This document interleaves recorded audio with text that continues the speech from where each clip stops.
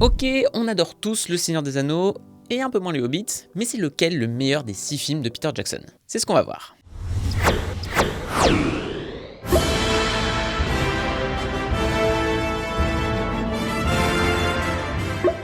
Bonjour à tous, c'est Antoine, mais je ne suis pas seul aujourd'hui, puisque Mathieu va m'accompagner dans ce classement des films centrés sur la Terre du Milieu. Même si je préviens maintenant, on a enlevé les films de Ralph Bakshi parce qu'on tient à nos yeux.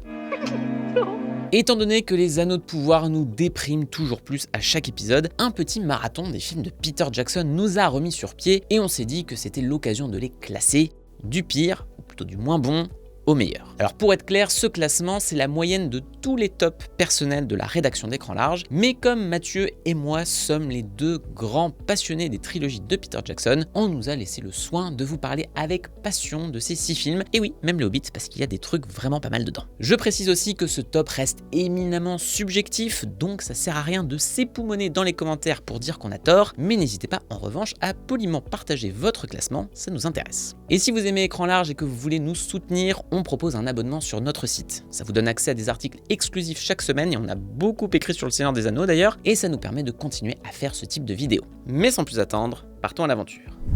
Mais il est passé où, Antoine? Et on commence avec en 6ème position, Le Hobbit, un voyage inattendu. Et attention, sortez les pics, les fourches et les commentaires scandalisés, et bah c'est super. Et oui, le projet d'adaptation de Bilbo le Hobbit était très mal parti. Et oui, Peter Jackson n'était probablement pas aussi enthousiaste que lorsqu'il a entrepris Le Seigneur des Anneaux, d'autant qu'il a débarqué sur un champ de ruines après le départ de Guillermo del Toro. Et le premier volet est peut-être le plus imparfait des films de la trilogie, un peu coincé entre la nécessité de respecter autant que possible le texte, le fanservice et les ambitions visuelles. Sauf que respecter le texte, c'est difficile, hein, Bilbo le Hobbit étant un conte pour enfants, certes génial, mais plus modeste que son successeur, et que le fanservice, ça va bien 5 minutes, mais on n'est pas là pour ça. Reste Jackson qui fait une Jackson, et ça suffit à en faire un blockbuster plus généreux, sincère et spectaculaire que 90% de ce que Hollywood a produit depuis. Parce que l'ami Jackson, il n'a pas pour autant l'intention de jouer les Yes Men. Oui, le Hobbit est un conte, et oui, il est un peu court pour une adaptation fidèle. Au passage, le Seigneur des Anneaux prend également d'énormes libertés. Eh bien, c'est parti pour un super conte qui assume de jouer la carte cartoon, voire grotesque, quitte à carrément s'inspirer de Disney au moment de mettre en scène les chansons, filmées à un rythme de 15 idées visuelles à la minute. Dans la version longue, on a même droit à la chanson des méchants, qui est assez fun.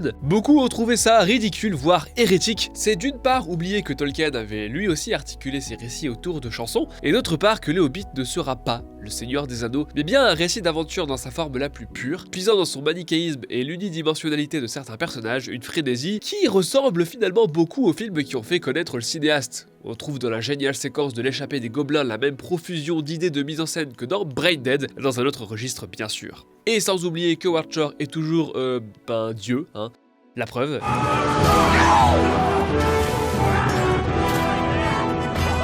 Et puis il y a les qualités que tout le monde reconnaît, hein. La scène avec Gollum est super, impossible de ne pas savourer chaque plan avec Ian McKellen, et Martin Freeman était né pour incarner Bilbo, à la fois attachant et maladroit, et qui lui aussi, comme moi, a vraiment besoin de mouchoirs. Donc oui, ce n'est pas le chef-d'œuvre de la Terre du Milieu, mais c'est un blockbuster d'aventure décomplexée qui ne prend jamais son spectateur pour un con en lui vendant ce qu'il n'est pas. Remarque peut-être qu'il aurait dû, il aurait été mieux reçu.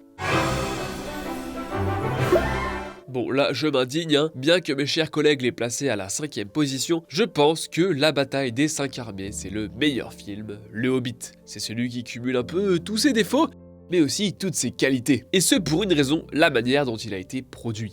Je ne vais pas rentrer dans les détails parce que j'ai pas le temps, mais grosso modo, à cause d'un manque de préparation, conséquence du départ de Del Toro, la production a été tout sauf un long fleuve tranquille, si bien qu'il a fallu réécrire le truc en cours de tournage. Je vous laisse imaginer la galère sur un tel chantier avec plusieurs centaines de millions de dollars investis par des gens qui vous attendent au tournant, sans compter les hordes de spectateurs en embuscade. Ça donne ce moment incroyable du making-of, le making-of officiel, où Peter Jackson congédie tout le monde, s'isole dans un décor gigantesque et fait un début de burn-out en direct. Ça donne aussi une décision prise dans le feu de l'action, faire 3 films, et donc transformer la bataille des 5 armées, longue d'à peine quelques pages dans le bouquin, en monstrueux morceaux de bravoure de plus d'1 heure. Résultat, les trucs les plus grossiers de la trilogie sont plus grossiers que jamais, de l'insertion au forceps de Legolas à Toriel, en passant bien sûr par Alfred, gardien de la frontière entre le comique burlesque et le mauvais goût total. Mais l'action est plus démentielle que jamais, complètement libérée des contraintes d'adaptation et clairement dans une logique de catharsis, Jackson fait péter toutes les règles de la Terre du Milieu qui pour le coup ressemble carrément à Brain Dead, là c'est clair. À condition néanmoins de regarder la version longue, Oui, car on dit ça souvent des films adaptés de Tolkien, mais la vraie version de la bataille des 5 armées est bien la version longue, comportant par exemple la meilleure séquence de toute la trilogie, une poursuite délirante en pleine bataille, ponctuée par l'apparition d'un troll tout droit échappé des rêves humides de Cliff Barker. Pourquoi ne pas l'avoir gardé? Les délais très courts de post-production ou la perspective d'un classement R qui a affolé les exécutifs de Warner à la vision de ce chariot en pleine opération saucisse de Warg? On ne saura jamais. De l'attaque grandiose de Smaug au triple climax glaciaire, la bataille des 5 armées est une orgie de culture pop débridée qui repousse les limites de la générosité hollywoodienne au bazooka. Il n'y a plus de gravité, plus de respect, plus de bon sens, plus de raisonnable, juste un pur divertissement de génie mis en scène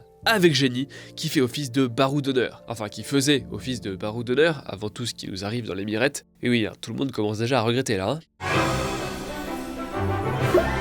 En 4e position, on conclut la trilogie du Hobbit avec la désolation de Smaug. Si Mathieu a déjà parlé des nombreux problèmes de production et de structure de la seconde trilogie de Jackson, son épisode du milieu reste à nos yeux le plus équilibré et le plus intéressant. Alors ça tient en grande partie au fait qu'on en arrive enfin au cœur de l'histoire et à la rencontre tant attendue avec le dragon à Erebor. Visuellement, Jackson s'éclate avec les contrastes d'échelle de ce morceau de bravoure entre la taille massive du trésor, du décor et de l'antagoniste et celle minuscule de Bilbon et de l'Arkenstone qu'il doit trouver dans cette botte de foin dorée. Jackson est ici comme un poisson dans l'eau parce qu'au fond, c'est cette séquence qui porte en elle toute la note d'intention du Hobbit. Alors que Bilbon essaie d'échapper au regard de Smaug, tout est une question de fascination pour le monstrueux, de magnificence d'un imaginaire pourtant risqué pour notre intégrité physique. C'était déjà au cœur de son King Kong, et la désolation de Smaug retrouve cette énergie avec ses légions d'orques, ses araignées géantes et ses politiciens véreux, les pires. Comme tout le monde à l'époque, j'avais pesté contre sa fin en eau de boudin, mais la fameuse dernière réplique de Bilbon renferme tout le sujet de la trilogie. What have we done? Quitte à s'éloigner de l'aura candide du conte de Tolkien, la désolation de Smaug montre comment ces petits personnages déclenchent un effet domino des plus dévastateurs, alors que la menace de Sauron gronde au loin dans la quête secondaire pas terrible que vit Gandalf dans son coin. C'est cette ampleur d'une catastrophe annoncée qui passionne Jackson et qui entraîne le film dans une suite de péripéties souvent folles. On a beaucoup parlé de la séquence des tonneaux et certains lui ont reproché injustement son irréalisme. Mais justement, ce qui est fun, c'est de voir Jackson tester les limites du spectaculaire et tirer ses idées jusqu'au point de rupture parce que cet univers est fait pour ça. Après, il faut bien admettre que tout n'est pas de très bon goût dans la désolation de Smaug et son fanservice est aussi envahissant qu'on pouvait le craindre à la sortie, en particulier en ce qui concerne le retour de Legolas. Mais la palme de la loose revient au personnage de Toriel, elfe à la base rajouté pour permettre à la Terre du Milieu d'avoir un peu de personnages féminins intéressants, ce que Jackson avait d'ailleurs très bien adapté dans Le Seigneur des Anneaux. Malheureusement, à la dernière minute, les producteurs exécutifs ont imposé une histoire d'amour nulle qui a bien fait cringer tout le monde, à commencer par Evangeline Lilly, qui n'avait pas envie d'être la caution romantique du film. C'est bien le souci permanent du Hobbit, entre ses éclairs de brio et ses prises de décision corporate qui ont toujours gâché la fête, au point d'avoir failli foutre en l'air l'industrie néo-zélandaise que Peter Jackson avait pourtant mise sur la carte avec Le Seigneur des Anneaux. Si le sujet vous intéresse, je ne peux que très chaudement vous recommander les vidéos de la géniale Lindsay Ellis, qui est revenue en détail sur ces problématiques qui empêchent, encore aujourd'hui, de pleinement apprécier le Hobbit malgré ses qualités indéniables. Bon, sans grande surprise, le top 3 est réservé au Seigneur des Anneaux, et si ça ne tenait qu'à moi, il y aurait juste pas de classement, parce qu'ils sont tous aussi bons les uns que les autres, et forment surtout ensemble l'une des plus grandes histoires épiques du 7e art. Si les deux tours se retrouvent à la 3e place, c'est en partie par sa nature d'épisode transitif, qui n'est peut-être pas aussi satisfaisant que le départ à l'aventure de la communauté de l'anneau, et le grand final tonitruant du retour du roi. C'est particulièrement visible dans la quête vers le Mordor de Frodon et Sam, qui subit pas mal de ralentissements. Mais perso, ça m'a jamais posé de problème. Si je dois être honnête, je pense même que les deux tours est peut-être mon épisode préféré. Ce que je peux justifier par deux évidences. La première, c'est Gollum, véritable prouesse technologique des équipes de Weta, qui a non seulement marqué l'histoire de la performance capture, mais qui tient encore merveilleusement la route aujourd'hui. Andy Serkis a transcendé le personnage avec son côté petit chat qui aurait pris du crack, et c'est d'ailleurs ce qui a inspiré l'une des meilleures scènes de la trilogie, ce chant contre chant entre Sméagol et Gollum pour marquer la dualité de ces deux personnalités, scène qui a plus ou moins été improvisée à la dernière minute d'ailleurs. Alors que la matière numérique se montre plus malléable que jamais, Peter Jackson et ses équipes la manient pour vraiment l'incarner et lui donner une âme, voire même plusieurs âmes. C'est même ça qui est trop fort dans la vision de Jackson. La menace intangible de Sauron se ressent dans chaque image, dans chaque décor de cette Nouvelle-Zélande transformée en cette terre du milieu fantasmée. Et justement, s'il est question de transition dans les deux tours, c'est le moment où il est aussi question de renaissance, de Gandalf en mage blanc à Théoden, trop longtemps possédé par Saruman. C'est cette beauté de la transformation que capte à merveille le film, le réveil politique de peuples résignés qui comprennent qu'il faut désormais se battre contre le mal. Et pour ça, quoi de mieux que le thème du Rohan d'Howard Shore pour vous dresser les poils, bordel ?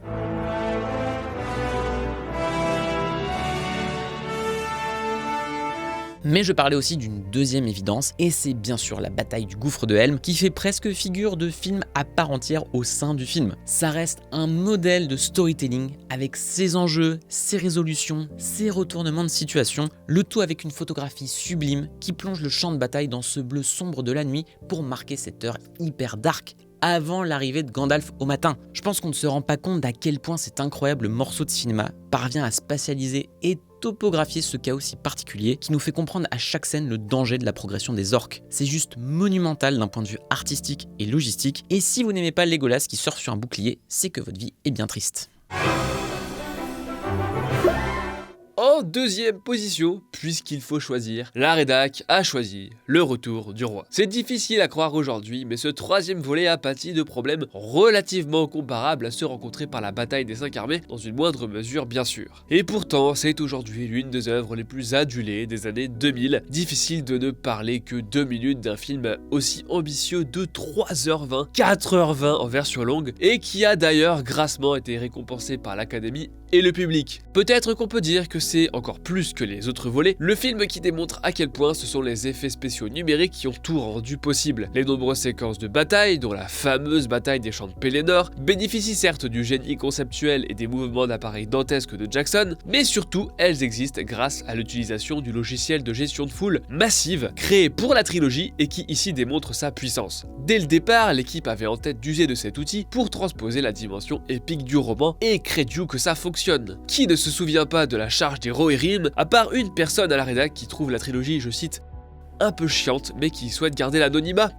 Pas grand monde. Mieux que ça, le retour du roi, c'est un peu l'accomplissement ultime du système Jackson, qui verse autant dans l'action plus que grandiloquente que dans l'horreur. Et je ne parle pas seulement de la scène d'Arachne. Le cinéaste convoque toute une imagerie horrifique pour caractériser ses antagonistes, surappuyant le manichéisme et donc l'héroïsme de l'aventure. Je pense à la séquence à Minas Morgul et ses plans débulés sur les gargouilles dans la pure tradition gothique, ou même la scène des catapultes, qui a dû faire grincer des dents à la MPAA. Ne serait-ce que le design de Gottmog, orc ajouté à la dernière minute dans le récit, tient de la malformation chronobergienne. On a souvent dit, et c'est vrai, que le Seigneur des Anneaux était en fait trop gros pour avoir vraiment relancé le genre de la fantasy, comme l'avait fait Conan dans les années 80 par exemple. Les films étaient trop monumentaux pour souffrir d'une concurrence directe. Mais la leçon que l'industrie hollywoodienne aurait dû tirer de la réussite du Retour du Roi, c'est plutôt celle-ci. Le grand spectacle a souvent besoin d'horreur, qu'importe le public cible, ou la peur panique des studios pour le mélange des genres. On veut des antagonistes qui ressemblent à ça, quoi.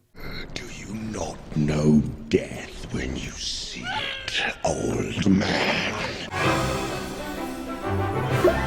Pour beaucoup, mettre la communauté de l'anneau en première position est le seul choix logique, et je pense que ça tient à une raison qui a dépassé Peter Jackson et qui prouve au passage à quel point son projet est colossal. Le premier Seigneur des Anneaux, c'est avant tout le charme de son appel à l'aventure hautement mythologique, qui permet à sa troupe de hobbits casaniers de découvrir toute la magie de la Terre du Milieu. Mais aujourd'hui, on est au-delà de ce simple dépaysement, parce que Jackson et son équipe de passionnés se sont donnés corps et âme dans cette adaptation que beaucoup jugeaient impossible. On est nous-mêmes devenus Frodon et Sam. La communauté de l'anneau, c'est avant tout la surprise et l'émerveillement de la première fois. Que vous l'ayez vu en salle à sa sortie ou lors d'une énième diffusion télé, ce qui a été mon cas à mon grand regret, impossible d'oublier la voix off introductive de Galadriel, la musique d'Howard Shore, les premiers plans sur Hobbitbourg et la sensation d'être en train de plonger dans un monde qu'on ne voudra plus quitter. Encore aujourd'hui, la communauté de l'anneau représente le mieux le miracle d'un projet qui n'avait aucune chance de son côté. Les frères Weinstein et Miramax avaient leurs sales pattes sur les livres et n'avaient aucune envie d'en faire une trilogie, mais Peter Jackson a réussi à batailler, à produire les films pour finalement pas grand chose et surtout à les faire à l'abri des regards dans une Nouvelle-Zélande dont il allait bouleverser à tout jamais l'industrie locale. Alors je pourrais passer des heures à dire que le scénario est absolument fantastique de précision, surtout que Jackson, accompagné par Fran Walsh et Philippa Boyens, ont su retirer tout ce qui pouvait être superflu, voire contre-productif. Alors désolé fans, mais Tom Bombadil, il dessert l'intrigue à partir du moment où c'est l'une des premières rencontres des héros sur le trajet et que le mec est insensible au pouvoir de l'anneau censé corrompre n'importe qui. Chaque personnage a le temps d'exister, de se développer, mention spéciale à Boromir, mon gars pas sûr mais que j'aime quand même, et de donner corps à un récit épique transcendé par une mise en scène d'une incroyable intelligence. Non mais juste ce gros plan tout bête pour représenter la menace Nazgûl là, c'est du caviar à la fois économe mais profondément évocateur. Qui aurait pu penser qu'un travelling sur une troupe au ralenti qui passe des rochers deviendrait l'une des images les plus iconiques et épiques des années 2000 ?